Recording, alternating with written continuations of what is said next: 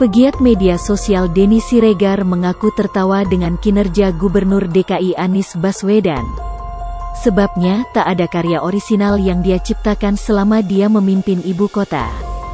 Dia kemudian mencontohkan beberapa kasus, pertama mulai dari memajang peti-peti mati di berbagai tempat sebagai pengingat warga akan bahaya pandemi.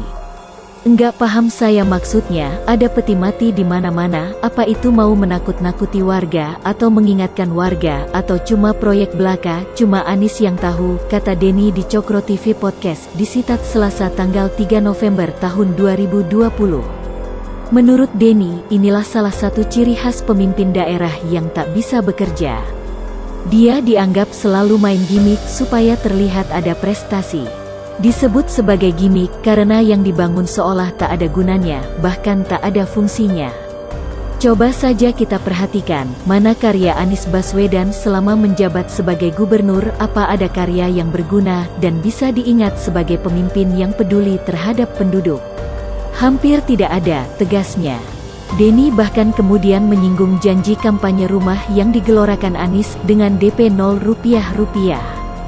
Sampai saat ini, dianggap tak jelas bagaimana kabarnya, selain berita peletakan batu pertamanya saja. Padahal, kata Denny, sewaktu dibuka pendaftaran, rusunami yang dibangun di Pondok Kelapa, Jakarta Timur itu peminatnya membludak, bahkan beritanya sampai antri-antri segala. Kenyataannya sekarang dari 780 unit yang tersedia di sana, hanya 85 unit yang ada penghuninya. Berarti sia-siakan, bukan enggak ada yang minat sebenarnya. Tapi syaratnya itu loh, yang bikin warga kelas bawah enggak mampu untuk beli. Denny kemudian menyinggung syarat yang dimaksudnya untuk mendapatkan rumah dari Anies, di mana para calon penghuni mesti mencicil 1,5 juta rupiah per bulan selama 15 tahun. Dia membayangkan bagaimana masyarakat miskin bisa menjangkau, sementara pendapatan mereka kebanyakan hanya 3 juta rupiah per bulan. Bandingkan dengan era Ahok, kendati sistemnya sewa, tetapi masyarakat kelas bawah cuma cukup bayar Rp150.000 per bulan. Itu pun hanya untuk biaya perawatan dan kebersihan.